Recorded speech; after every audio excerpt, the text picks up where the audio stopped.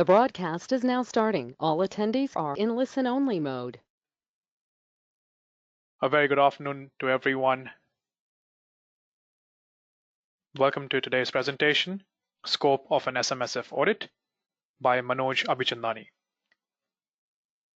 I would request you all for a bit of patience until we wait for a few more attendees to join us today. It's an important presentation and we do not wish to exclude anyone who has already registered. So I would request you all to wait for a minute or two until we have all the attendees join us, and then we will continue. Thank you for your patience. We will be right back.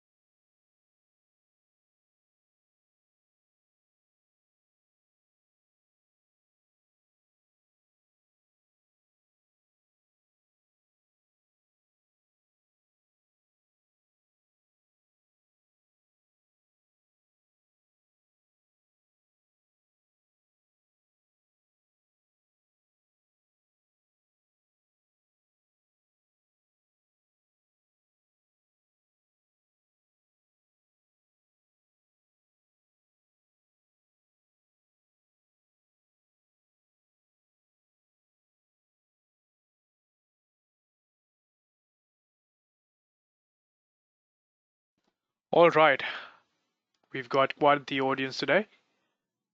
So let's begin the presentation. Today's topic is SMSF Audit Scope. Our presenter today is Manoj Abhichandani. Before we go forward, I would request someone from the audience to let me know if I'm audible. You can do so by simply putting in a yes in the questions section on your panel. Thank you. Thank you very much. I've got the responses. Now, a few housekeeping rules before we go forward. In case of a situation where you are unable to hear us on the PC, you can dial the number on your screen, put in the access code and the audio pin, and join via your mobile device. The copy of this presentation can be downloaded from the handouts section on your panel. Any questions that you might have during the presentation, we would request you to please put them in the questions box on your panel, and we will address those at the end of the presentation, time permitting. Now, our speaker today is, So this is the instruction sheet. We're using a new format of presentation. You can please log in to menti.com or simply scan the QR code on your screen.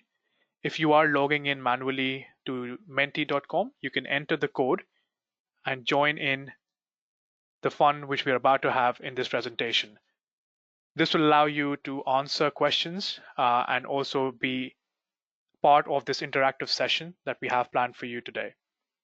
These instructions will be on the top of your screens in all the slides. So for any reason, if you are unable to do so right now, you can please put it in the questions box and I will help you out.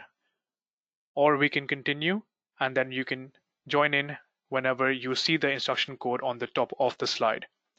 I'll give this a minute or two so that everyone can scan the QR code or enter the code using menti.com. Thank you for your patience. Just a minute or two so that everyone can join in and log on to menti.com. Hi, Vaibhav. Hi, Manoj. How are you today? Very well, thank you. Yourself? Good, good. Good afternoon to everyone. This Menti would help you to learn 10 times better because I would like you to participate in some of the learning. And if you have a mobile phone, that would be the best. Just log on to menti.com, and as soon as you are on that website, it'll ask you for that code, which is 75366664.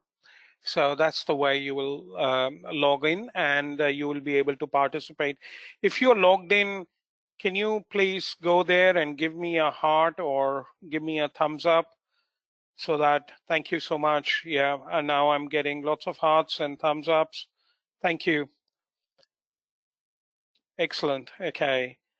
Um, we'll wait a while so that everybody else can also log in. Look, let's put it this way: if you are logged in and if you participate, your learning would be twice than just listening to me. Okay, thank you very much. And I'll be talking about this a bit later as well.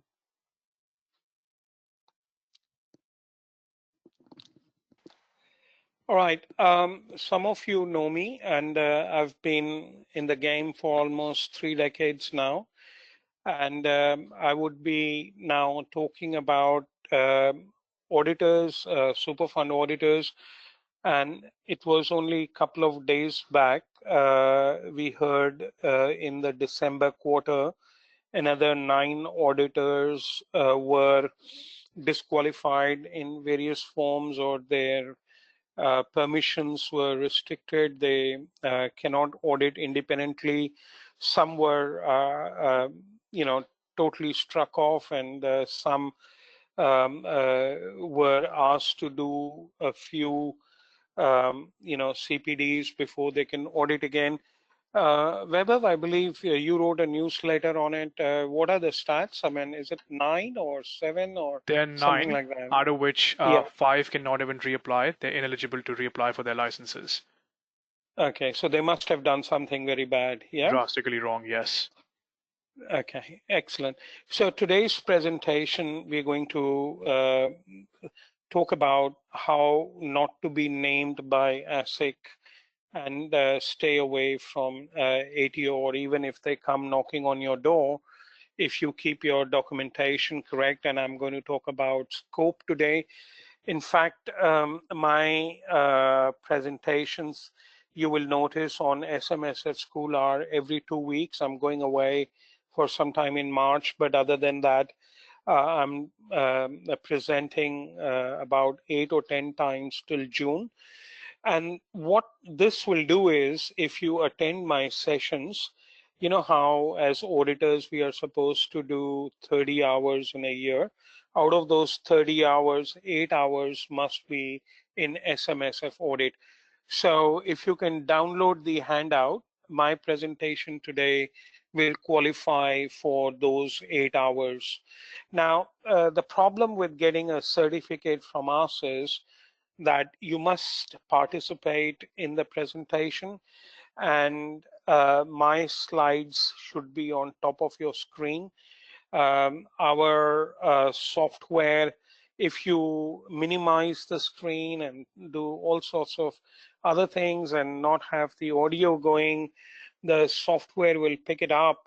And if it's picked up, then what happens is we record the presentation, and then you have to watch it, and then you have to answer some questions on the presentation. And if you answer successfully 10 questions, that is proof enough that you have watched the presentation, and then only you get you get your attendance certificate. All right, so today I'm going to talk about how Superfund auditors should approach each audit. What are the basics an SMSF auditor must cover in their audit? And all of those 9 people may not have done those things, and that's why they got into trouble with ASIC. And what should be included in the auditor's scope, so when you set it out. Now, how to avoid being disqualified? Now, that's the main purpose of my series of presentations, and I'll be showing you. And I promise to you that if all of you just follow my simple steps, you will notice that you can get away. Now, those of you who are logged in, I have a question for you, and those who are not logged in, I request you to log in into menti.com and use the code 75366664. So my question to you is, and I want to understand your background and where you are coming from. And my question is, how do SMSF auditors advise trustees on what they have done, they double, on what they will audit? So where do we communicate to the trustees? Okay, so I can see some of your responses coming through. Thank you so much. I'm just going to add a timer, a 30 seconds timer, so that some of you who have not participated, you can see there's a timer going on the right hand side. So I just want you to understand that it's very important that you fully grasp what we are talking about today. And the only way you will fully understand what I'm trying to say is to participate. And by participating, I mean that, and I have almost half the slides are more of a learning exercise with me. So if you have not logged in and if you don't know what I'm talking about, please look at uh, the screen, and you can join us on menti.com and use the code 75366664. And the way to do that is use your mobile phone. Okay, so most of you are with me, and most of you understand that the engagement letter, and that is correct, is the way how an auditor can communicate with the trustees on where his responsibilities are, what is he going to do. So just another one, if you have not logged in, you can scan the QR code on your mobile phone and you can log in, and the numbers are there. Now the audit engagement letter actually is a confirmation that the auditor has accepted the appointment, and it should be in writing. It should be signed by trustees. Now, we know in a single member fund, there is only one trustee, but usually you will find two or trustees. About 68% of funds in the last statistical report, which was for the September quarter, came up and said there are 68% are two-member funds. There's another, I think it was 18%, which are single-member funds. So they're not, although we can have 6 members. So I would like that the letter, the LETTER of the audit engagement should have each and every trustee signing. And it clearly states the scope of the financial and compliance audit. So the auditor needs to talk about everything what he's going to do. So he has to write down in his letter that if you engage me, this is what I will do, and I request you to confirm that. And as far as the compliance with SIS Act and SIS regulation, these are the checks which I will be making. And it also prevents any misunderstanding between the trustees and the auditor. Now, I must also tell you that I was disqualified, and I went against ASIC, and through AAT, I got my registration back. And since then, I've probably audited only 5 funds per year. But I'm told that I'm the only auditor who went against ASIC and got the registration back. Most do not. And the reason they do not is because they have made a grave mistake. So what is happening is that a lot of auditors approach me when the tax office gives them uh, a situation paper and it requests them to give a final note before they are referred to ASIC. And I see that some of these auditors have made a big mistake in their audit procedures and in their audit checks. and there's no way, they will be spared by ASIC. Many a times there's not even an engagement letter. And if there is an engagement letter, sometimes it is signed by the accountant or the administrator, which is very wrong because you are being engaged by the trustee. Now, you don't have to get a engagement letter every year. What you can do is that in your engagement letter, you can say that this will apply to all the future years. But if there is any change in your audit procedure or methodology, then you have to disclose it to the trustee, and then you get a new engagement letter signed by the trustees of the fund. Now, in the engagement letter, you will have the objective and what are you trying to achieve in the audit, and what is the scope of your audit, what all is going to be included. Now, as far as the engagement is concerned, it's for a dual purpose. It is for a financial audit, and it is for a compliance engagement. Now, if you look at the financial audit, it will talk about that you should prepare a set of accounts according to the Australian accounting standards. And if you look at ASA 210, you have to agree in writing with the trustee prior to conducting the audit, and sometimes that step is always missed out and picked up by the tax office. Now, an auditor must be appointed at least 45 days prior to the date of the annual return due to be lodged. And if you were late last year, then it's possible that your date of lodgement is 31st of October. So you need to have a look if you are an auditor, when is the lodgement date, and only then you should accept that engagement. And if you have been engaged after the due date of lodgement of the annual return, then obviously you should reconsider your appointment. And if you are, then again, it becomes a Part A qualification in the audit report. Now, in your engagement letter, you should list what the trustee must do. They must have an internal control procedure.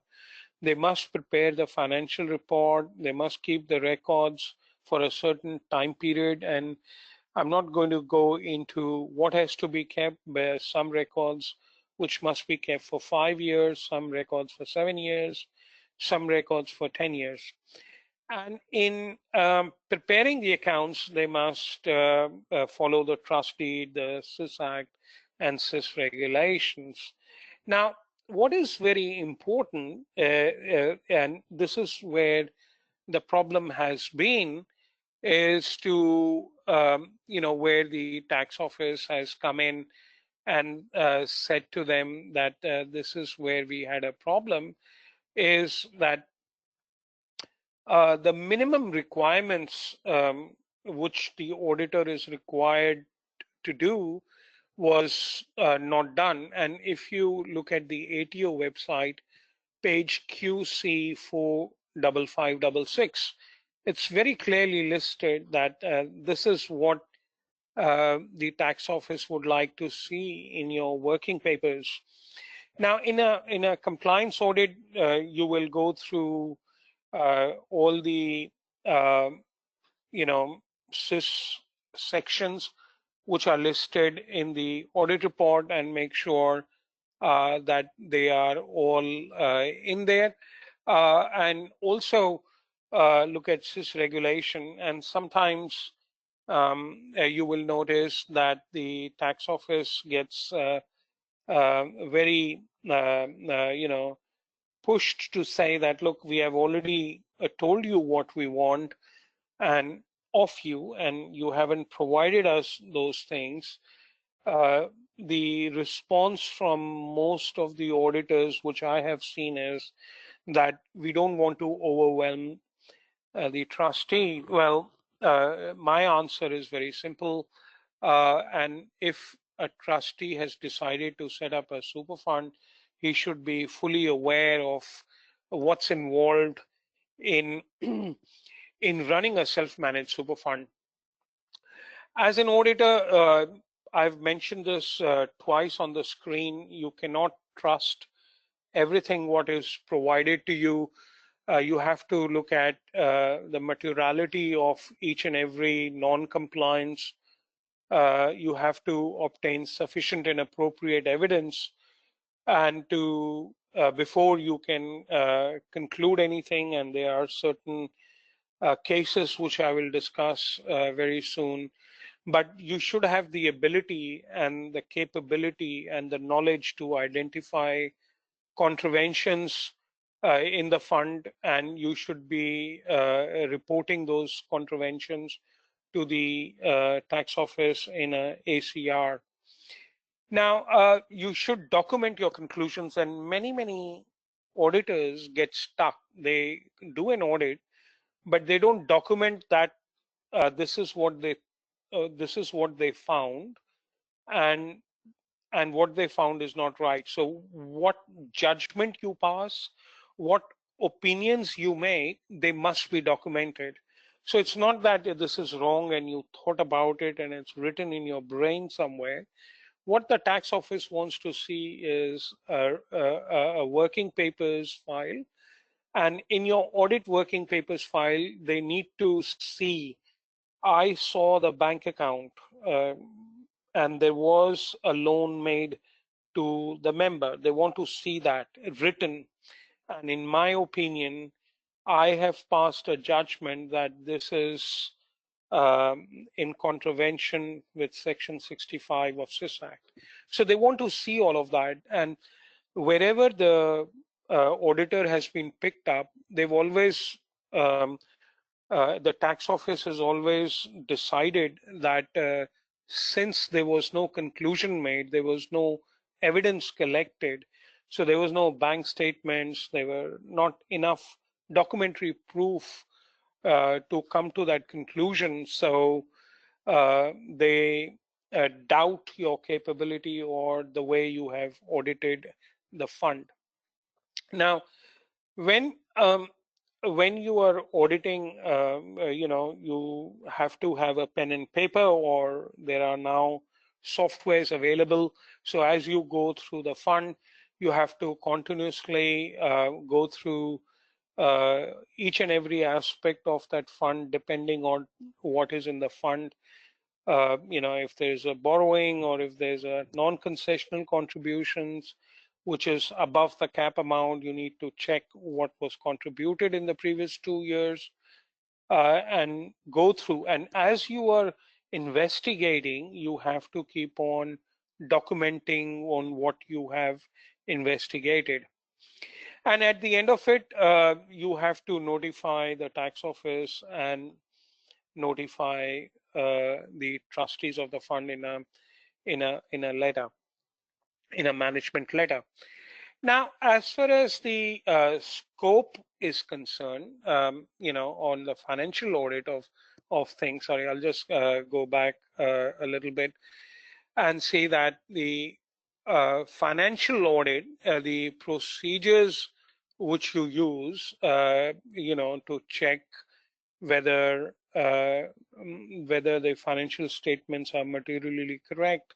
Now, I must say here that a lot of auditors spend a lot of time in making sure that the dividends are correct, and every cent, the balance sheet tallies. But if it is not material, then it is not important. So if I'm not saying you should not make sure the balance sheet balances or not, but what I'm saying is if the amount is not material, then it should not matter much. Let's say I'll give you an example. I'll give you an example of Sydney. Let's say in Parramatta, there is a unit which is owned by a trustee of the fund, and we have to value that property. Now, when we get an opinion from the trustee, we don't need to get a valuer to form an opinion. Even a trustee can form an opinion. That opinion should be based on certain substantive data, that is, some of the sales made prior and a comparison between the unit owned by the fund and the unit which was sold, to make a judgment whether the property which is owned by the super fund is superior or inferior to the one which is sold, to arrive at a market value. So there should be certain attempts made by trustees to figure that out, on when the sale was made or how many sales were made in the previous, say, 12 months, to arrive at that figure. So the essence in that is that even if it is incorrect, because there's no way, so it's only an estimate, and even when you employ a valuer, he will only give you an estimate, because the true value is only when you auction the property and there's a willing buyer and a willing seller. So in the interim, what you need to do is you need to make sure that in your audit plan, in your working papers, you have this evaluation methodology which was implemented by the trustees to arrive at that estimated figure. And you should then have an audit procedure on how, or you can call it your checklist. And there is a sample checklist in GS 009, the guidance statement by the Auditing Standards Board, and they give you an indication on how you will check income. Now, income could be of various types: dividend income, rental income, interest income, capital gains. There could be various types of income.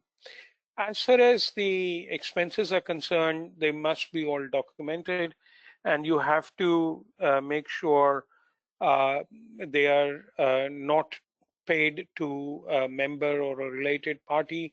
And then we will talk about NALE, NALE, and find out whether those expenses are, at arm's length or not. And then as far as assets are concerned, we need to check whether they exist, and valuation is one side of it. And to check whether they exist, the main point is you have to see the title deed of that property. Now, you need that every year, because it's possible when you audited the fund last year, there was a title deed, and on the title deed, you saw the name of the trustees of the fund, but this year maybe the property is sold and the monies are pocketed by the members. How would you know, unless and until you again every year uh, uh, do a title search and make sure that the fund continues to own that property at the time of your audit. And I've seen many comments, and this is one of the reasons uh, why many auditors actually lose their license. They don't do a title search. It's such a simple thing to do. Now, so that's what is an appropriate evidence. So you should be able to, for every assertion in the balance sheet, every asset, you have to go in and say, let me check on whether the fund really owns that asset or not. And you have to see whether the money was paid out from the bank account if it was purchased in the year of the audit.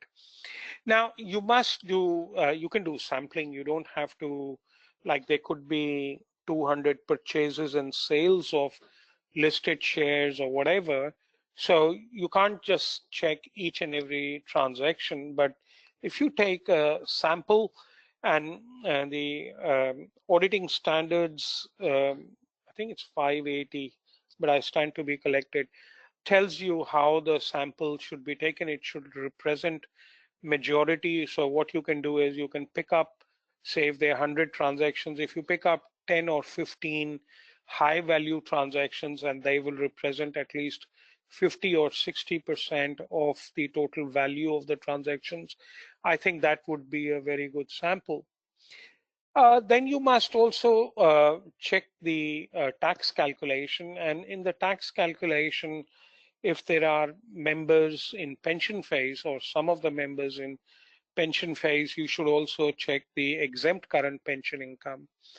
Now, I want to tell you something about obtaining an actuarial certificate, and this is really a very funny story. I was talking to an administrator who operates from overseas from India, and he visited Australia, and he told me that actuaries don't sleep in Australia. And I said, what does he mean?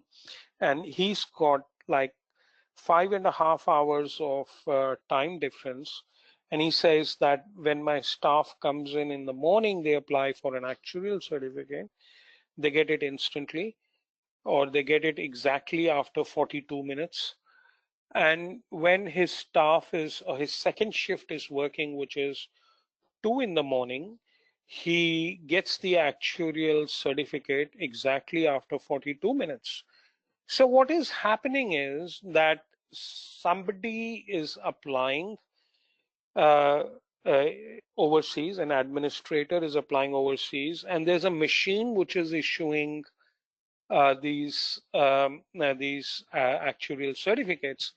So if it is a machine which is issuing them with a digital signature or a stamp of an actuary, then as an auditor, I think your job is to check whether the data which was inputted, and obviously the actuarial certificate would have a disclaimer that this percentage is based on what the garbage in you have given me, and that's the garbage out. So an auditor's role should be is to check what was inputted into the software so that the actuarial certificate determined that percentage for that fund for that year. So that's very important. Now, there's another issue which is allocation of income, which is never particularly checked. And in online SMSF audit, we just incorporated it, and we give you an estimate because CIS regulation 5.03 is pretty flexible on who gets the income, because it doesn't have to be on daily balance method. It can be that between me and my wife, I own certain assets because I'm on pension and my wife is on accumulation. She's got the growth assets. So all the assets which are high income earners are mine. So after the ECPI calculation, after the calculation of tax, I may get more income, although my balance with my wife could be the same. So it's not the daily balance method which is important. So allocation of income is something which is going to be very, very important, because very soon we will have a legislation, Division 296, where some of the members will have balances close to 3 million, and they would want to alienate that income and pass that income to their spouses with lower balances. So this is something which the auditor needs to measure and check. And how are you going to do that? Like, does your working papers, the software you're using to audit funds, uh, or are you going to log into the accountant software and change it, or see what they have done? And the dependency of auditors on the accounting software is something I'm very critical about, and I'm going to talk a little bit more about that a bit later. But then the conclusions, the opinions, they should be based on evidence obtained. And I remember in the olden days, when we used to get a rubber stamp on each and every document. So whatever evidence has been given to you can also be disputed, because now we are working with PDF documents which are sometimes uploaded to the auditor's website or emailed to the auditor. So it could be a dispute that the administrator did not give that PDF, he gave another PDF. So you should be able to stamp the PDF which is given to you, so that that is proof that that is what you relied on, that is the particular document which you based your opinion on. And at the end of it, you need to obviously churn out your audit report and communicate to the trustees in the management letter and to the tax office in an ACR if there is a contravention.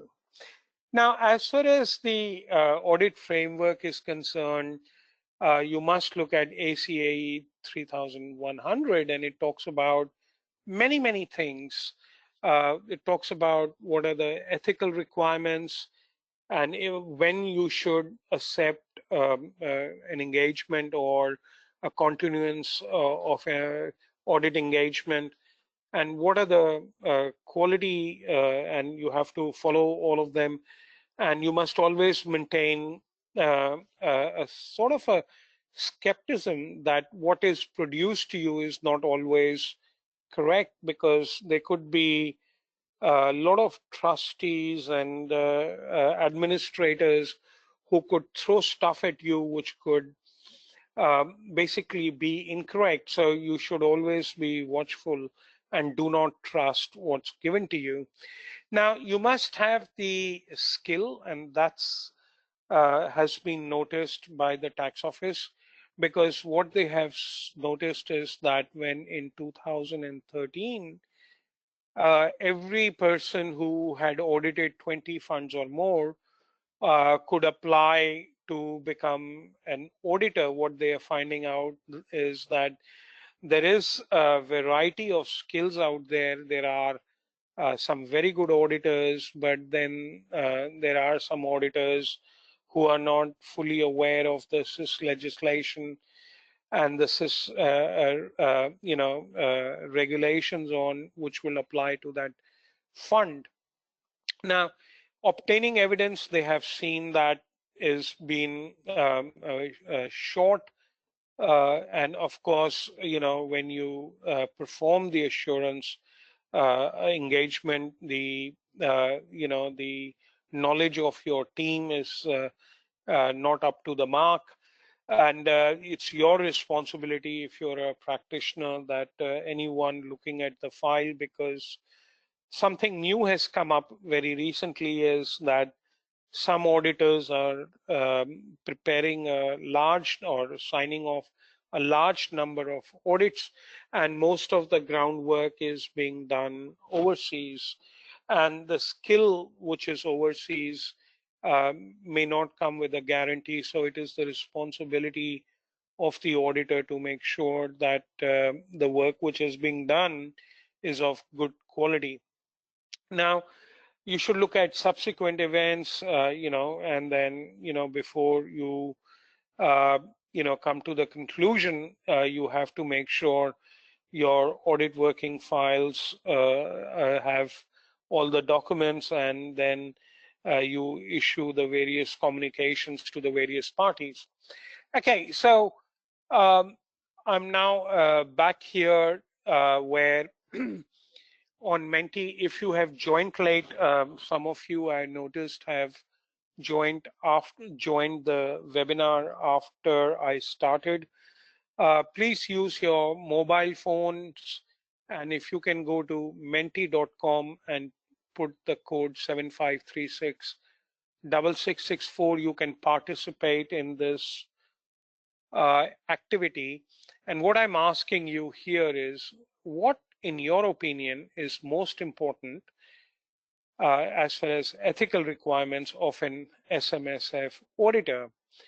So I would like you to think you are an auditor, and I'll probably give a minute for this question to everyone so that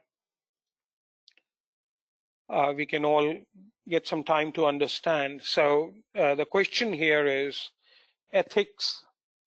What do you think is most important? So you are ranking it from 1 to 4. integrity, objectivity, professional competence and due care, confidentiality and professional behavior?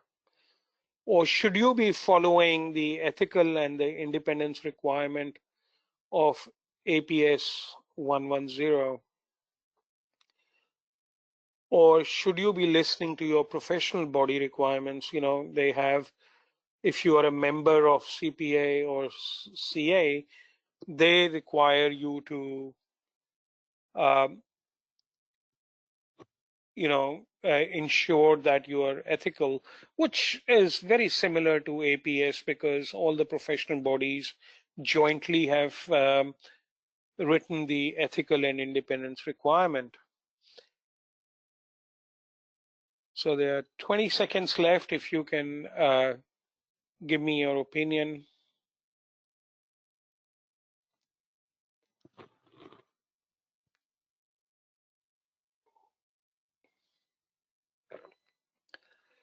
I hope you're enjoying this participation, and if you are, I'll appreciate a thumbs up or a heart from you.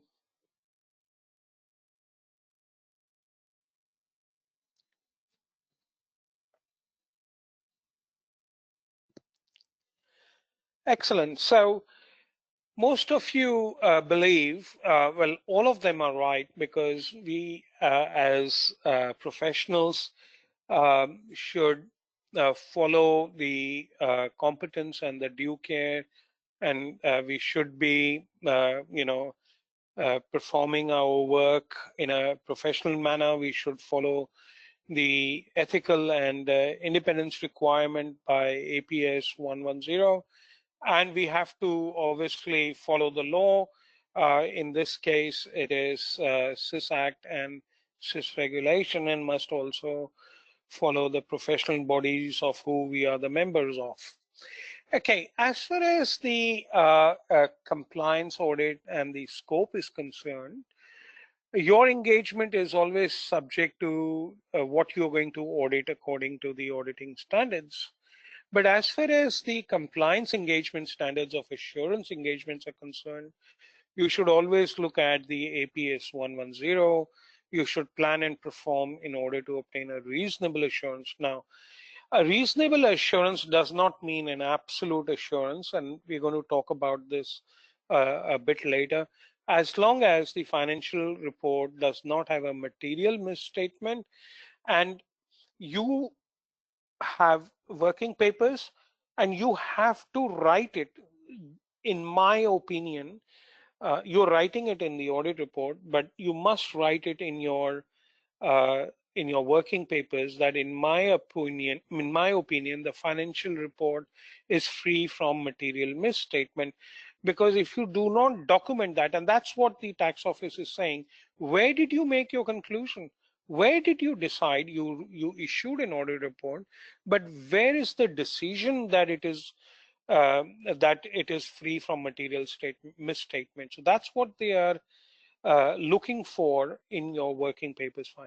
And they are looking for that this fund has complied to CIS Act and CIS regulation, or if it has not, you have to write it that it has not complied. And this is can either make or break you. It's not only talking about it, it's not only thinking in your brain, but it's actually documenting it in your working papers file.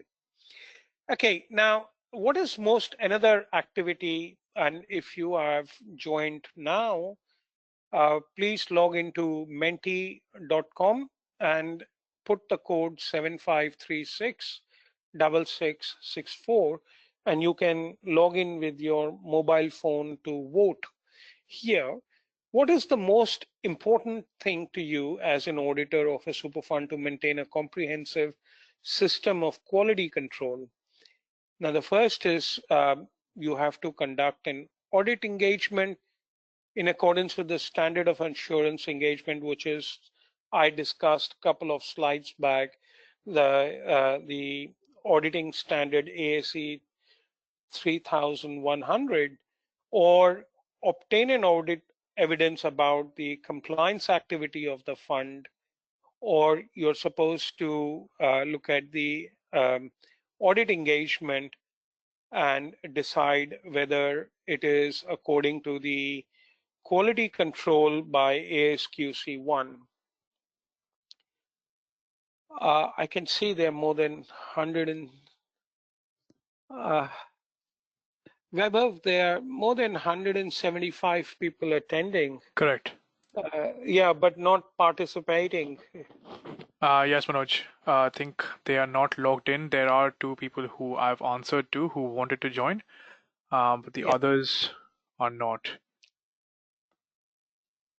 Okay. I would request everyone to just go on to menti.com and use this code 75366664. It's very easy. It will hardly take about a couple of seconds for you to join in. And it will also give us a little bit of satisfaction that the effort that we've put into the presentation has reaped some benefits. So again, just requesting everyone to join Menti and participate while Manoj is presenting. Okay, thank you. So what is the most important thing to you as an auditor of a super fund to maintain a comprehensive system of quality control? So you must apply, and it is now a requirement that you must apply the Australian standard on quality control, and that is fully detailed. And you must document it as well. And if you are asked by your professional body, you should be able to, well, all the answers are correct. So it's just a priority, you should be looking at your what's in your statement, and then you should be able to identify and assess any risk of material non-compliance of any of those little numbers which you see in the audit report by looking at the audit evidence and conducting proper audit according to the standards. Okay, so thank you very much. Let's move on. And let's talk about, and this is a problem which I saw very recently, where the tax office picked up an auditor and in an SMSF audit before lodging the income tax return of the fund, in the terms of engagement of auditor, which statement is true, that the auditor decides the scope of audit as per super law, or does the trustee decide what they want to be audited? So the question is that when the end of the year audit is presented, who decides the scope? Who tells? Is it the trustee who's supposed to um, tell the auditor what he must check? And this auditor got uh, uh, into trouble with the tax office because the audit engagement letter was produced by the accountant and it was not produced by the auditor. Now, I don't know what software you use, and if the accountant is giving you, and I know some of these softwares like BGL or Class or I don't know, Supermate or Handy Ledger or whatever softwares MYOB. But the only problem here the tax office had is they asked a question to the auditor, who prepared the audit engagement letter? And it was evident because the software which produced the audit engagement letter was belonging to the accountant. And that got him stuck. I mean, that he's now disqualified, that auditor. Sorry, I gave it in. It's he. I mean, I'm not supposed to disclose, but it's a male auditor. And what he did was the document came with all the documents, and they were already signed by the trustees of the fund. So he decided to use that engagement letter, which is absolutely incorrect. So if you are the auditor, you have to issue your engagement letter. You are the one who has to decide the objective of your audit. and the scope of your audit. Just be careful if you're, please do not use any engagement letters which are shoved in front of you by accountants. Okay, so the next question is, um, which one do you strongly disagree and strongly agree? When should the Superfund auditor accept an SMSF audit engagement? So when you have the relevant competency and capability to audit the fund, you have been given 45 days, sufficient time to perform the engagement.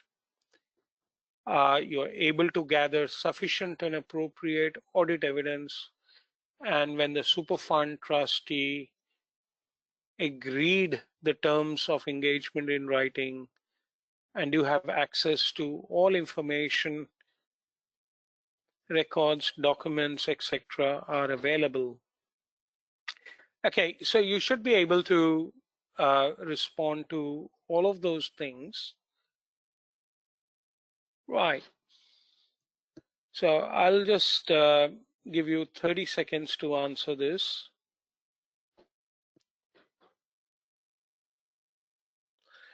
And again, while you're answering this question, I'm taking all these activities from letters which ATOs issued to auditors before disqualifying them. Okay, so this is your, not to check your general knowledge, it's just to check the way you work. And a lot of auditors, um, have signed, they look at the date, the tax office looks at the date when you agreed to sign. And when sometimes the records were not given to you, uh, and you agreed to audit the funds before even looking at the documents. So the whole process should be in a proper format. And the proper format is that the accountant should approach you, or the trustee should approach you and say, would you like to audit my fund? And then you say, okay, I'm the auditor. Please give me the set of accounts. Please give me all the documents, right? Once you have all of those documents, and then you say whether you are capable to audit that fund or not. And if you are capable to audit that fund, do you have enough time to audit that fund?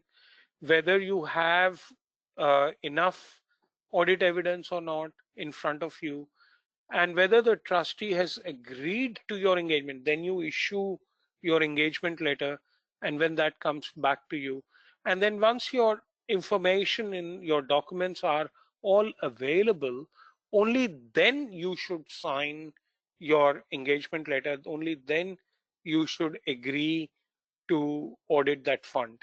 And many a times, whenever an auditor was disqualified, one of these steps was always messed up by the auditor. Okay, so in a financial audit, and I'm going to talk about compliance audit very soon. Uh, in a financial audit, you should look at material misstatements. You should, try to look for fraud, but that's not your main purpose. So you're not trying to look for them, and even if you don't discover them, it doesn't matter, because at least you tried it, and your documents history showed that you followed certain steps, and you have sufficient and appropriate evidences before you formed your opinion. And you should always look at the accounting policies on how, especially as far as valuation is concerned and subsequent events are concerned. And subsequent events became a very important matter when COVID came. And if you're auditing funds which are not audited in 2020 or 21, 22, some of those share prices went less than 50% on what they were on the balance sheet date. So subsequent event became a very important factor, and even in valuation of assets, even today, like today, you know, cryptocurrency Bitcoin is sitting at 50,000 US dollars. But on 30th of June, 2023, the fund which you're auditing may have only $30,000 or US dollars as valuation. So this is, you must look at your accounting policy and say whether or not there is a substantial increase or decrease, whether or not that has to be disclosed in the financial statements or not. And of course, each and every transaction must be checked whether it has gone through the bank. Now, this is the time when I'm going to talk about some of the softwares and their data feeds. Now, there's nothing wrong in trusting a software, taking data feeds from bank. But let me tell you that, and I have been involved in some of the, you know, uh, softwares where data is extracted from a bank and put into a machine, into an accounting software. Let me tell you, there can be problems. There could be many, many problems. So, and when those problems show up, you'll be the last person to know, because maybe there is a statement in a bank. Let's consider a fund of say 500,000, and let's say there is a withdrawal of $100,000, and the data feed did not pick it, or the administrator or the trustee deliberately uh, deleted that transaction from the data feed, and that was a loan to a member, and you did not discover that. Obviously, there was an intention of fraud or error or whatever, but a total reliance on an accounting software can be very, very dangerous to your auditing license. I'll give you another example, and you should be very, very careful of this. Um, I'm not going to take the name of the software, but the integration with the audit software is so intense. So the accountant, for example, uses an accounting package. And we all know there are only three accounting packages: the Supermate, Class, and BGL. So this audit software has a very deep integration with the accounting software, so that it relies 100% on the dividend and the franking credit. And the auditor trusts what the administrator or the accountant has provided or entered. And this accounting software provides an auditor login. And what that basically means is that he can log in and see everything. The auditor can log in and see everything, but he cannot change anything. But that integration is so wild that it puts an influence. Um, uh, it influences the auditor's mind so much that your mind is no longer independent. You are always thinking that this software is capturing data from a share registry. How can it be wrong? Now, I have proof where the audit software, the subscription you are paying to the audit software, I'm not going to name the audit software. Let's say to audit a fund, you're paying $40. The audit software is actually paying the accounting software to extract that data. Now, if if you look at the things in totality, The auditor is paying the accounting software to get the data which the accountant has got. And that's very, very dangerous because um, no longer you are independent, no longer you are getting information about the fund, and no longer you have the documentary proof because you are just pulling things out from the accounting software, and the accounting software is claiming that they have a resource behind them, which is a share registry. So all that is wrong. So as far as the auditor is concerned, the auditor's job, let's say there's a listed property, you own, say, 300 shares of BHP. So the job of the auditor is to log into the share registry of BHP and enter the HIN number or SRN number or other methodologies to check, or even phone. I remember when I was auditing quite a bit. We used to phone the share registry, and it's a free service. And you don't have to do it for every asset you own. Um, you need to just do it for a few sample assets and make sure that the assets are correct and they exist on the date of your audit. Okay, so let's just go into something different. And I've noticed that some more of you have joined in. What we are doing here is it's a bit of an interactive activity where I'm asking you to form an opinion. So please, if you have joined in now, Webber, you've noticed some more people have joined in. If you can log into menti.com and use the code, and you will be able to play this game with us. So here I'm asking, should the audit procedure include a review of the fund's income tax return? And there could be three things which you could do. Check if correct tax is calculated and the figures correspond to the financial statements, or you should be checking only to ensure that the name of the auditor and the date of audit is correct, or you could check income, or you could say that the income tax return is one area where SMSF auditors should not go. Okay, so the question is direct. Should you be looking at the income tax return? Now, behind the scene, you must be thinking, why am I raising this question? The reason I'm raising this question is, in your engagement letter, did you put income tax return as your scope of audit?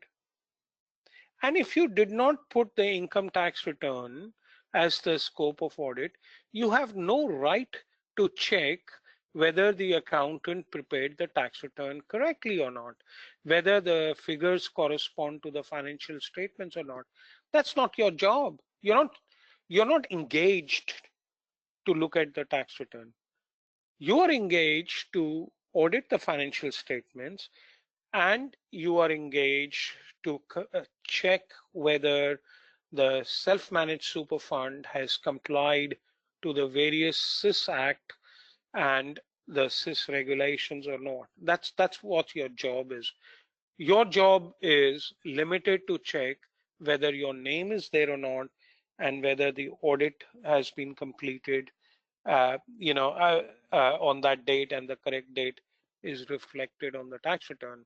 But I can see that 54 of you out of the total 60 have said that you have to check. Well, you can check if you want to, but make sure that you include the income tax return in your engagement letter. Because if you have not scoped it from the start, then the accountant and the administrator has every right to deny you the copy of the tax return. Okay, so let's just move forward. Now, what percentage of time should auditors dictate dedicate to compliance audit versus financial audit. So you can insert a comment. You need to type here. Uh, so what you need to do is you say compliance audit 100% or financial audit 100%. But so you need to say, or you can say C. So you can say C 30%, F 70%. You can do something like that. Just waiting for responses. So just put like C, just put C. So compliance, how much, and financial, how much.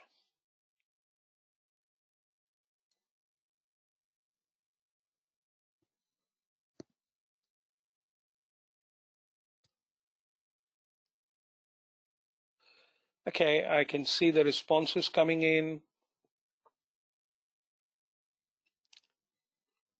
See, if you're an auditor, um, we have over 100 auditors out here, right? So this is also a time for you to check, what am I doing wrong? What is somebody else doing? How would you know how much time in percentage wise they look at? And I've seen auditors, they have allocated per fund because there is a fee involved of $400 or $500.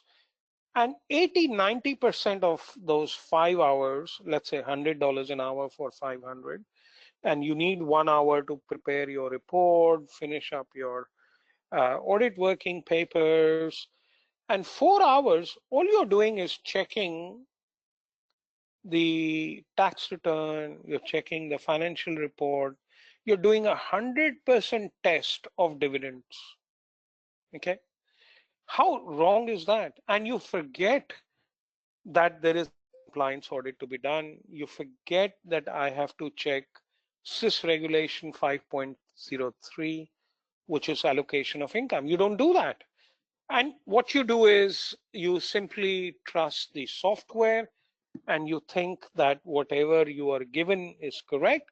And that's a shocker. And this is where I find very difficult that um, there are only 9 auditors which are caught. There could be 900 auditors who could be doing the wrong thing. Now, Webber, how many auditors did we have about 4 or 5 years back, and how many do we have left? We had somewhere around 7,500, and now we have only about 4,300 left. And you check every Thursday, is that Yes, correct? every Thursday. And last Thursday, how many were there? How many left How many left? So auditing? we had about 13 people who had either given up their licenses or not renewed, but there were 13 people who were out, and there was only one person who had recently just got their license. So it's a Okay. 1 to 15 ratio where people are leaving in bulk, but the people joining are very few. So I think Joining audit very as a few. business is going to be a very niche business in a few years. Okay. And perhaps the reason is that we are spending too much time in financial audit. And that has to be just materially. Of course, there is a risk involved.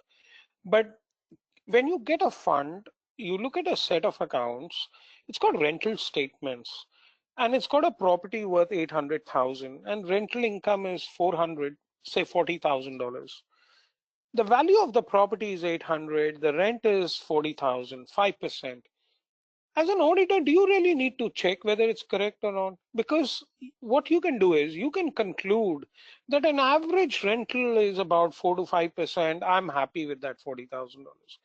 But believe you me, if I if I ask this question to about 1,000 auditors, they will all say that my job as an auditor is look at all the 12 rental statements which come through from a real estate agent. No, that's not your job, because you don't have to. If you want, you can look at one just to see whether, if there are a lot of expenses claimed, whether the real estate agent supplied you all the documentary proof or not.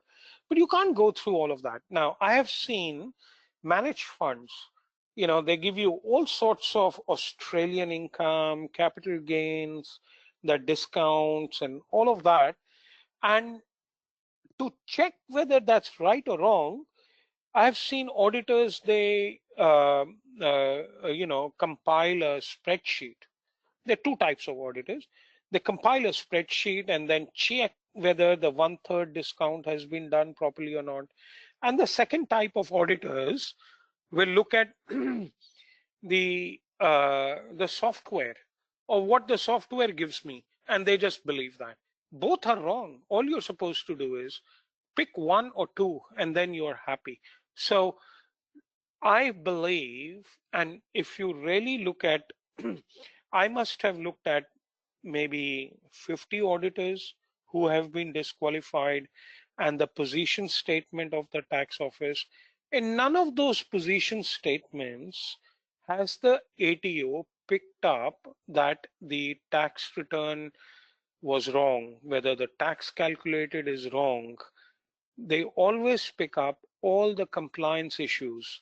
They say that you haven't done a proper audit, you haven't looked at the title search, you haven't checked whether there is a loan to a related party, whether there is a listed investment in a related trust or not. So they pick up those things. And what are those things? Those things are all to do with compliance.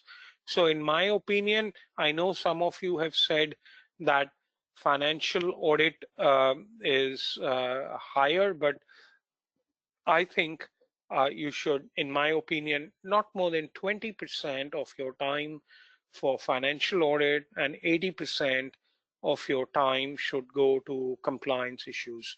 And that is, in my opinion, the reason why auditors are getting disqualified.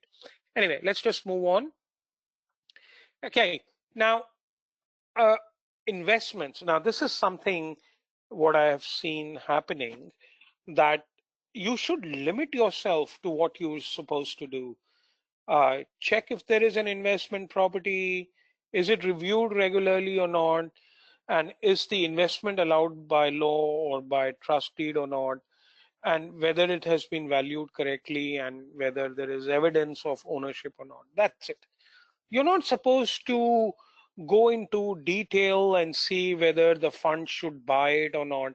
So I have another activity here, and this is show what type of an auditor you are. So in your opinion, should superfund auditors comment on below issues in their management letters? So I've seen this. I've seen management letters where they compare returns. I mean, do you agree or disagree? So that's, should you be looking at that? If the chosen investment strategy, is it suitable to members or not? That's got nothing to do with you, right? I mean, if he's buying crypto, that's his good luck. If he's buying a car, gold bullion, it's none of your business. Benefits of fully franked dividends. I've seen auditors commenting on that. Oh, in the management letter, you're paying too much tax, you should consider buying fully franked dividends. It's none of your business. You're an auditor, you're not engaged, that's not your scope. You're not a financial planner. And I've seen this happening so many times that the auditor will pick up the phone and say to the accountant, hey, your member is 65 and over, why have you not put him on pension? And you are probably thinking that the accountant doesn't know and I'm helping him. That may be true that the accountant doesn't know and he doesn't know what he's doing, but the fact is that it's not the scope of your audit. You're not checking whether he should be on pension or not. You have not been engaged for that purpose. You're not checking whether this asset is good for him or not good for him. That's not your job. He's bought commercial property. Why should he buy residential property? It's none of your business. That's his choice. All you're supposed to do is, I'll step back, just go to the previous slide and say, check whether there's an investment strategy, check if it is reviewed, because that's what the legislation wants you to do. Check whether the investment is allowed or not, like cryptocurrency, whether it's in the trust deed or not. And if it is pink diamonds, for example, whether it is allowed or not, whether it is stored properly or not, whether there's a painting, whether it's correctly done or not, and whether the valuation of that asset has been done correctly or not. So let's just move on. So please, none of these items should be in your agenda. Okay, now moving forward, what is not in your scope? And please, this is real life examples. I don't want to waste your time, in learning stuff which is not going to be relevant in your working time. The members have sufficient funds to continue to manage the fund. I saw a fund which had 160,000, and the auditor made this comment. The members have insufficient funds to continue to manage the self-managed super fund. I recommend that this fund should be closed down. Now, it's not your problem why the trustees set up the fund. All you need to do is comment on what you were engaged to do, what your scope is. Now, investment restrictions on underlying assets, like you cannot, this person had purchased property in a syndicate units in a unit trust, and the auditor was commenting on the restrictions that you cannot do this and you cannot do a business because you cannot invest in a trust. Come on, for God's sake, Stockland Trust, which is a listed trust, all they do is invest and develop properties, so how come it can't be done in an unlisted fund? Of course it can. Roll over the fund or transferring assets to the fund, auditors poke their noses in becoming an advisor on on how commercial properties, how factories can be transferred, and provide CGT advice to accountants and things like that, and how the retirement rules work, and CGT rules work. That again is not your problem, and that could be a reason of why the tax office could knock on your doors. The type of contribution, it's level, how much you should contribute, how much is your total superannuation balance, and what type of financial products are suitable to you. And I noted that one guy made a comment. The trustee was buying CFDs. This is contract for difference, and the auditor says that, and almost this you would have never seen, 120% of the assets were lost. So he was a gambler. He just bought some CFDs, and the way you can lose money, you can lose more than 100%. The super fund owed money to the operator, and then the trustee, and then the auditor comes out and says that you don't have time and skill to administer the fund. It's none of your business. You're not supposed to do that. Insurance coverage, whether they are enough or not, that's not your problem. You're supposed to comment whether there's adequate insurance or not, but that's it. You can't say that you should get more insurance. All right, so moving forward, and I'm almost coming to the end of the slide, and Vaibhav, I think we told everyone that this could be a 2-hour one. Yes. Is that correct? Yeah. Correct. Okay. Yeah. So everyone is aware of that. Yeah. Okay. So all these are 2-hour events, and you should be able to claim only 1 hour because of the interactivity, the time which is lost in between. So when errors in bookkeeping are discovered by an SMSF auditor, they should audit the financial statements as presented or request the accountant to fix the error and resubmit. And I will give you 1 minute to answer this. Think very carefully.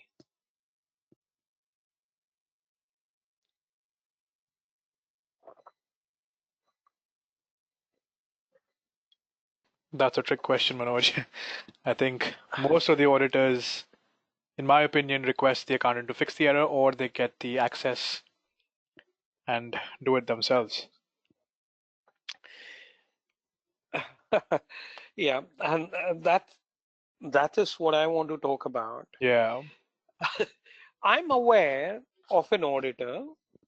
He does not have auditor access. He has full-fledged access like an accountant.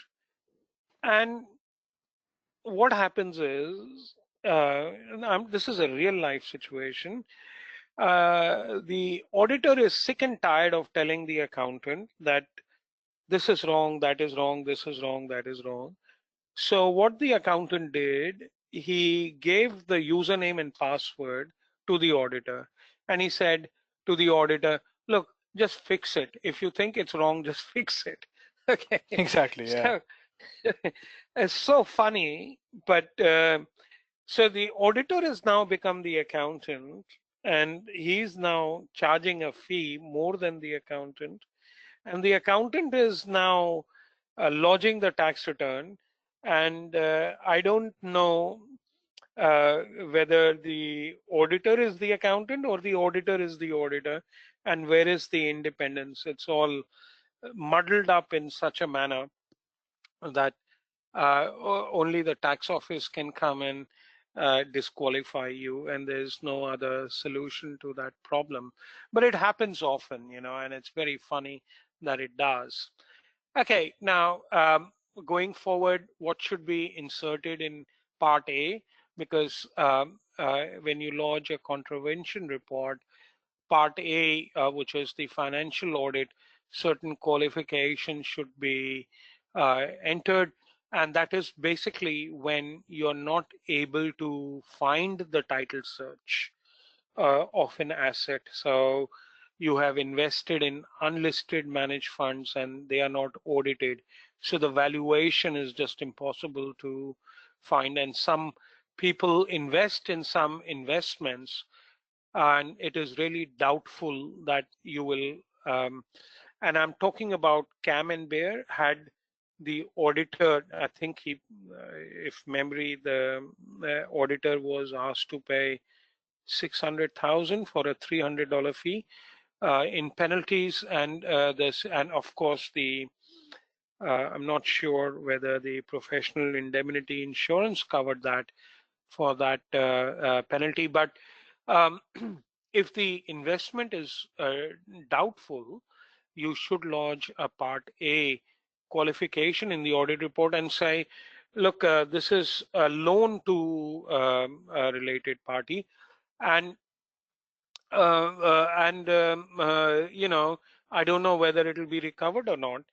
And if you have been watching news, Vaibhav, Chris Agarwal was an accountant correct. and he was a property developer, right? He went to 130 he created, his sister was the accountant. He was a property developer. His sister was the accountant, and he was very well, in the community, very well known in the community. He used to go to the temple quite a lot and help people out. And what he was also doing is helping them to roll over into a self-managed super fund, and then going to their houses or even phoning them, can you please put money in this bank account? And the super funds were just giving him money blindly, literally, and it came on TV. These people are all crying now, and one guy gave him $300,000 of his super fund money. And he doesn't know whether he bought units in the unit trust or whether he gave a loan, and he doesn't even know the name of the fund, name of the unit trust where he gave the money to. The other such example is what Melissa Carrick did, is she had a CBA, and we are going to wait till the case comes up because the people who have lost money have commenced a class action against the auditors. And what she did was she had one super fund which had some 10-15 shares, and she had a PDF file. And what she did is she changed the name of the super fund and gave the same, and changed the quantity in some cases, and gave the holding statement of ComSec to the auditor and said that this fund has this much, these many shares, and the value on 30th of June is so and so. And what is so surprising, that the auditor took that on face value and decided that was sufficient and appropriate audit evidence, and he relied on it, and he did not check. And one case I was looking at, in one case, there was no dividends also received, whereas the company had paid the dividend. So it was so funny. The auditor just shut his eye. Now, uh, I'm so surprised that uh, auditors get disqualified. You know, um, so I want to ask you, when you audit, do you know what you're auditing? So what are the section numbers? What are the SIS regulation numbers? Now I'm going to part two, the compliance audit. What is the section number and the regulation number of the Swiss Act that an SMSF auditor is to form an opinion in the audit report? Now, if you have an audit report, I don't mind even if you can look at that audit report and give me the numbers. Okay, this will be so good because I have only, I'll put a minute and we'll see that most of you, now I've got 176 people, sorry, 174, me, excluding me and Webhub. Um, you don't know, you don't know what you're auditing. If you know what you're auditing, what section number, put it in. I want to see whether you know the section numbers. I'll give you 1 minute. Okay. So I have response only from 9 people. And you're supposed to form an opinion that this fund has complied to this section number. And you don't know those section numbers.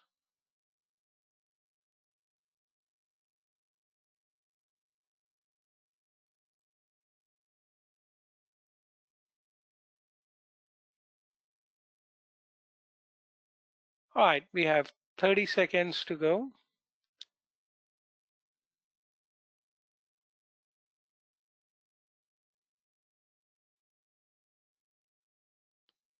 Okay, I can see some people are waking up.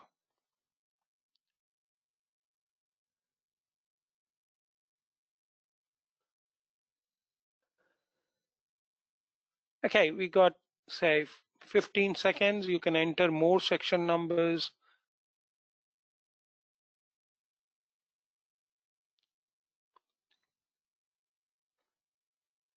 All right, thank you. All right, so you can see that only 35 or 36 of you have responded. All right, I'll let it go off one. Right. In fact, what happened is about 4 or 5 years back, the tax office, when they were interviewing auditors, they found out that auditors don't know what they have to audit. And they were just using templates and just signing, and they didn't know what these numbers meant. So they added 3 pages at the back of the audit report that this section means this. And since then, it's still there even after 5-6 years, because they still believe that whatever 4,000 auditors out there still don't know which section numbers they have to check. And I feel, I mean, if you look at the answers which you have supplied, nobody has given CIS regulations, because there are quite a few regulations which we have to make sure. And I even talked about quite a few of them in my presentation earlier. So this is the problem. So if this is the problem, let's find out what is the solution, like, so in your opinion, and this is the last slide, and I'll appreciate if you can make a comment on this. In your opinion, why super fund auditors do not do their job properly and get disqualified? In your opinion, why are they getting disqualified? I've given you some examples: lack of knowledge, not enough time, not enough audit fees, and sometimes the accountants force them not to lodge.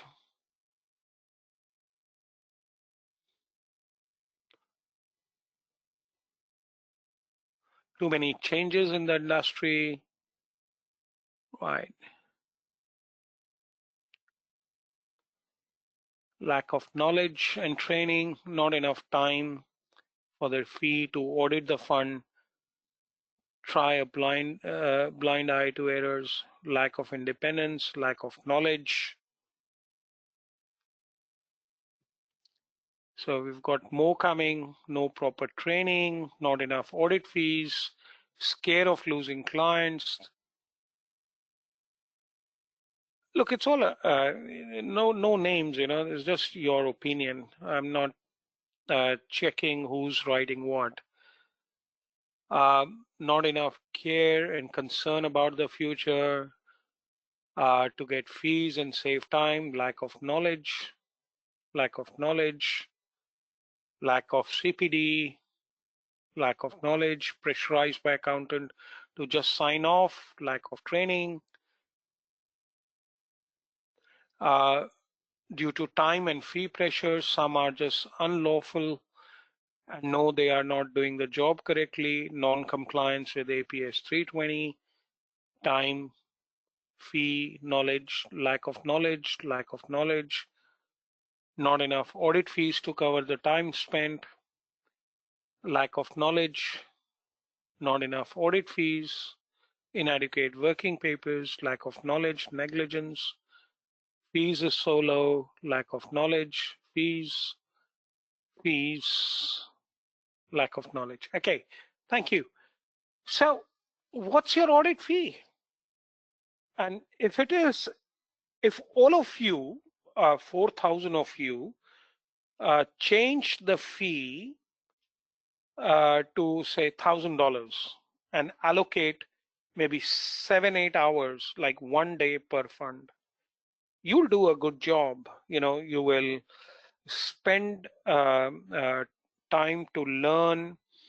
If you like this slide, I will appreciate your thumbs up, and I really appreciate in you giving your opinion on this one. Thank you.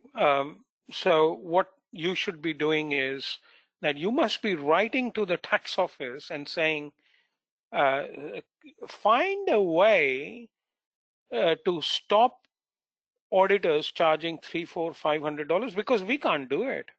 Like my fee for a fund which has borrowed money is about $1,000 to borrowed money to buy one property. That's my audit fee. And I go online and I see that there are websites for $1,000. They can complete the audit, they can complete the tax return, they can prepare the financials for less than $1,000. So how am I supposed to compete? How is that auditor, whoever he is going to do a good job? I think he will get disqualified. And Vaibhav, your 1:5 ratio will continue. What is your projection?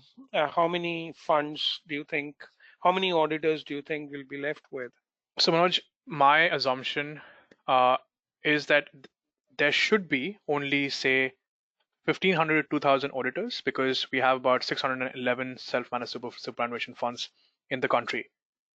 Even if Yeah, they will, I'm not saying that it's going to happen immediately. I think it's going to still carry on for a couple of years where auditors will continue losing their license, yeah.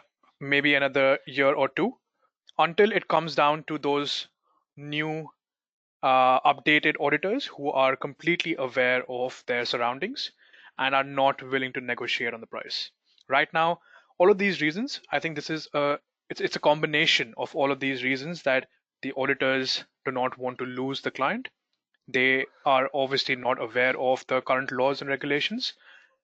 They do Okay, not. now they are Yeah, now they are 600,000, 611,000 funds yeah.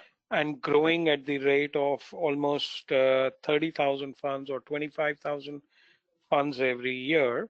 Hmm. So if one auditor, can audit one fund in a day, so we're talking about 240 days, Yes. right? So if you work it backwards, we'll need almost 3,000 auditors to audit, or 3,000 auditors times 2.5. So, or at least 2,000 auditors full time, Yeah, 2,000. That's all right? we need. Yes, and each will be Yeah, that's auditing all. about 300 audits, 300 funds a year. Yeah, yeah. Some more, some If less. It always happens. But 2,000 yeah, is the perfect number where they will be able to retain a fee of what you said, $1,000, and also get that $1,000. Right now, even if and they, they if will they be say, sorry, you were saying? and they will be knowledgeable, Correct. right? They They will will be be the ones who will knowledge, be knowledge. updated to the date. And that's when Yeah, the claim of those $1,000 will work because they will give the accountant 10 reasons why they're charging the $1,000, and the accountant will not be yeah, able to reject that claim. yeah. We have one comment here, which is pretty interesting. And he says, I do a good job and my average is about $400. Look, for me, a good job is uh, could be different. But whenever I get to audit a fund, I want to lodge a contravention. I don't know whether more knowledge means more contraventions, but my opinion is that whenever I look at a fund, I find mistakes galore, non-compliance galore, and I want to lodge a contravention. And the tax office, and the accountant says, no, no, no, that's not why we came to you. We don't want you to lodge contravention, and that fight is going to go on for a very long time. Okay, now I can see that I'm done with my presentation. Um, if you have any questions, we can quickly go through them. I can take 4 or 5 questions and then we will wrap it up. Sure, Manoj. So the first question would be from Keen. He says, what happens to unlisted private companies where accountants using net asset value? Do we qualify Part A and Part B under Regulation 8.02B? Yeah, yeah. Okay, now when a fund invests in a private company, that private company is not obliged to mark all its assets to market value. So when you look at the purchase price of an asset, so maybe the super fund invested in year 2000 in this private company, and they bought, let's say, 5 acres of land in the outskirts of Sydney for $2 million.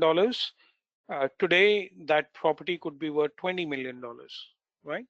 So you cannot take a number of shares and how much the super fund invested, unless and until that entity is also audited by the auditor. And that company could be an unrelated entity. And if it is an unrelated entity, then there is no audit being conducted, so that's a problem. But if it is a related entity which has not borrowed any money, and it's a 13.22C trust or a company, then obviously the auditor's scope of audit should be to audit that related trust or related entity as well, and ensure that the assets of that fund, of that company, are also marked to market. So that's what I think. Okay, thank you. The second question is about the potential misstatement in using bank details, which was exported from bank and imported to accountant software. It is impossible to do things like in the example said above, as the bank won't be reconciled at the end of the year. Furthermore, Yeah. isn't it ruled that SMSF aren't allowed to loan to members? Okay. Yeah, I understand where the drift is. Who asked this question? This is Ivan Nguyen. All right. Okay. Ivan, look, what happens is this: when you sign, not all banks, first of all, offer bank feeds, right? And the ones which do are the major banks and Bank of Queensland, second tier banks. They offer all of that, right? So what happens is when a statement comes through into the software, and some of these accounting softwares are very sophisticated, and they may have, you as an accountant may have put a rule that if this transaction says dividend, credit my dividend income account, right? So when those feeds come in, they are sometimes allocated to a wrong account.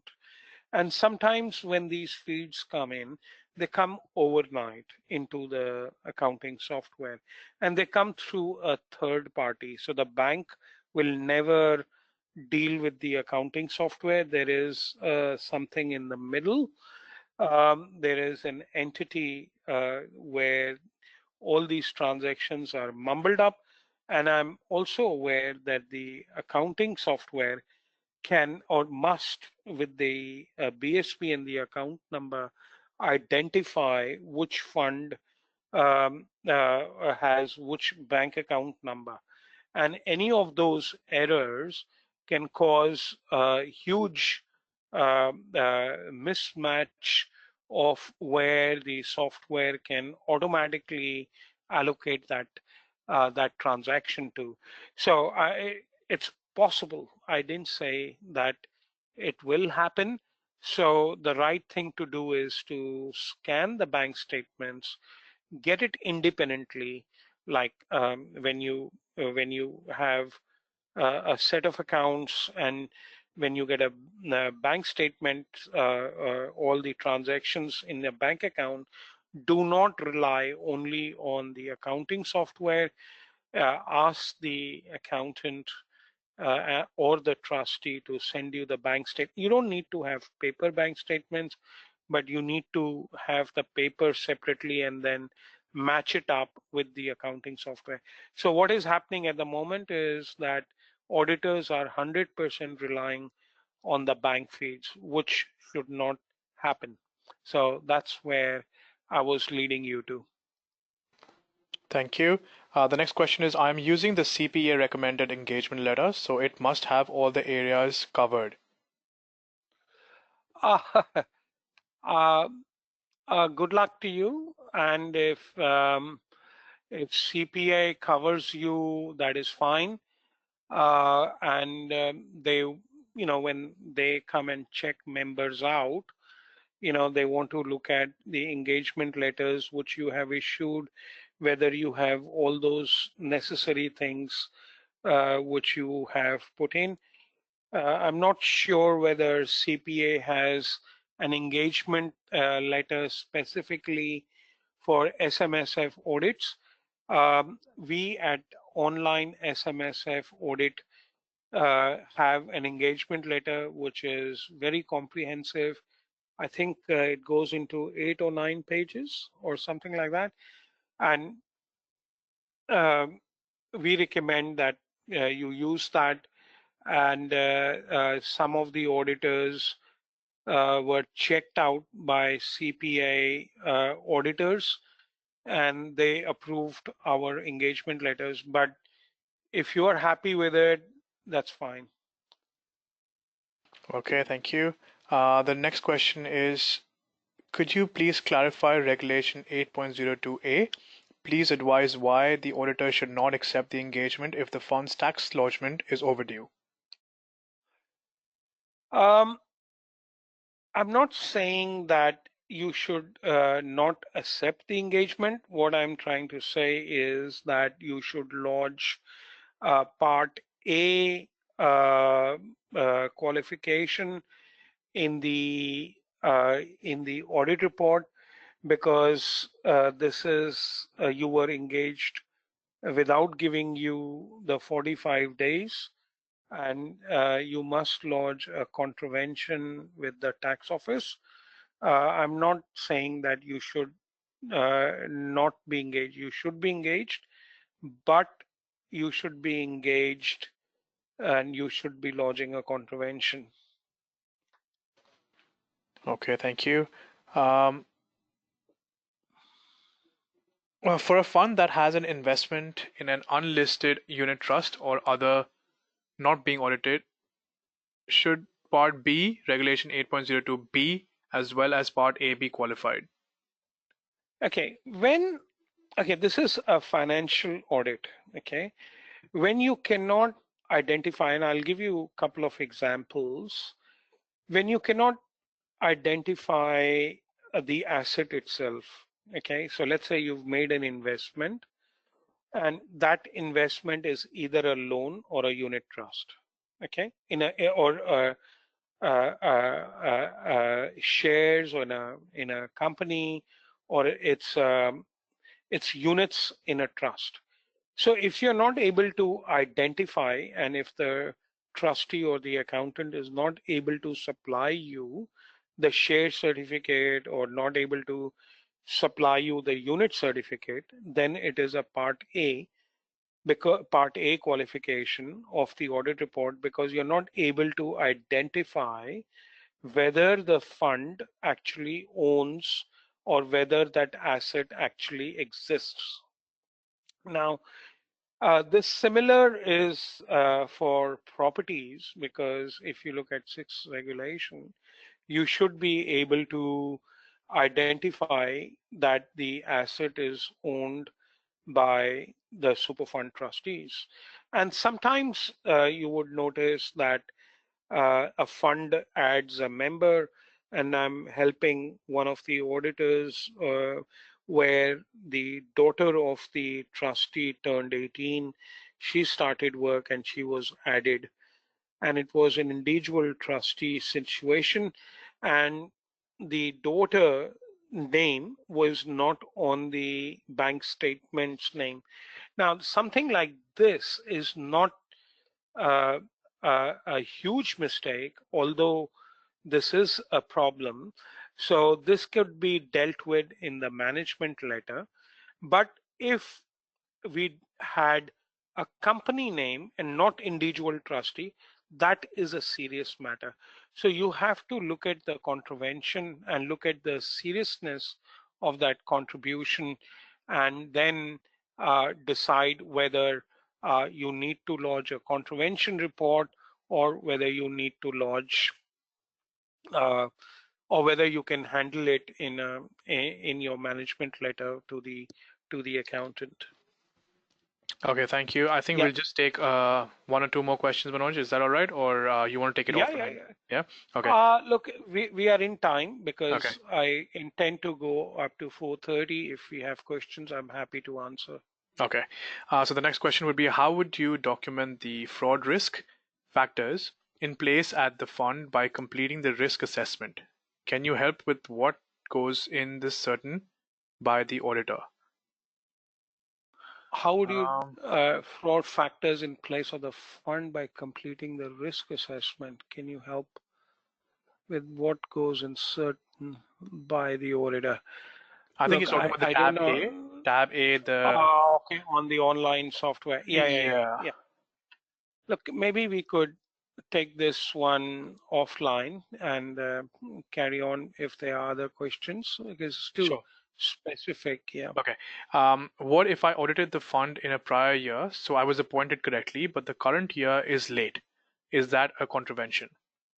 This is, I think, about the 42 to 45 days Okay. appointment. Okay.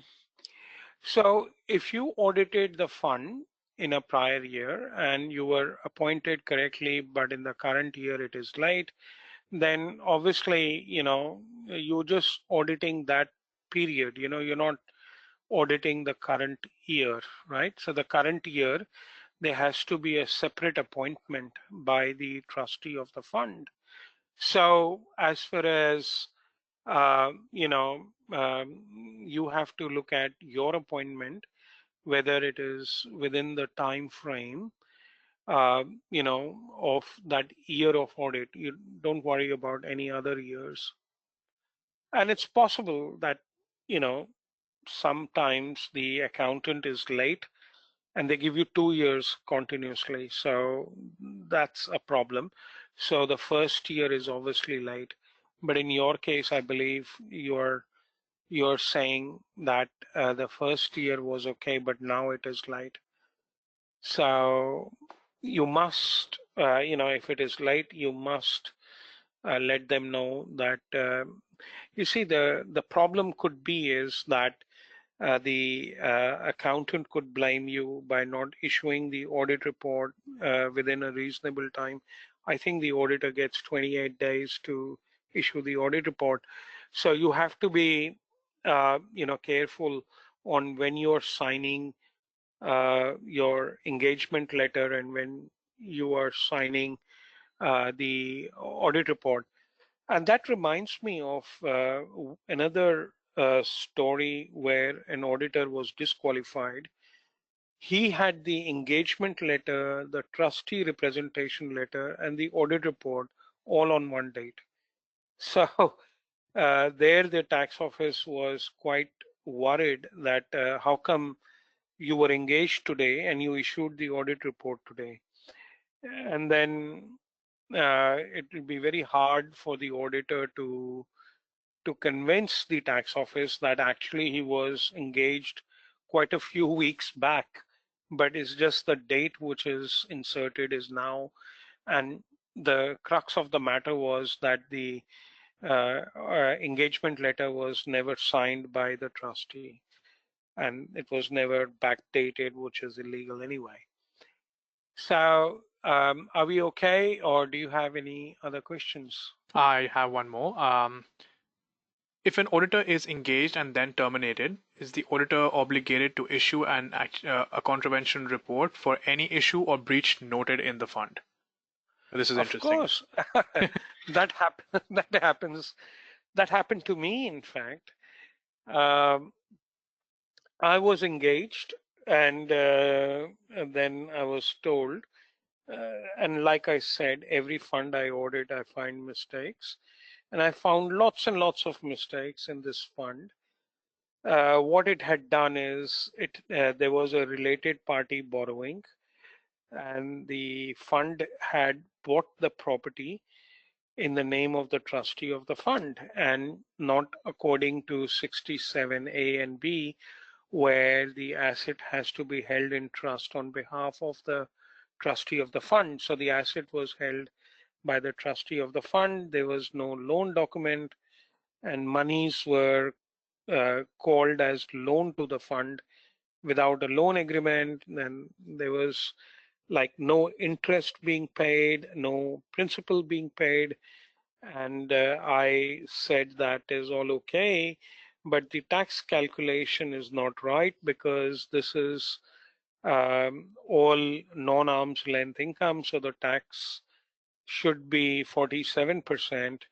and we have not followed the PCG 2015/6. So this is where the accountant found another auditor who issued him the audit report on payment of an audit fee. And I asked the accountant, how did this happen? He said, oh, this is simple.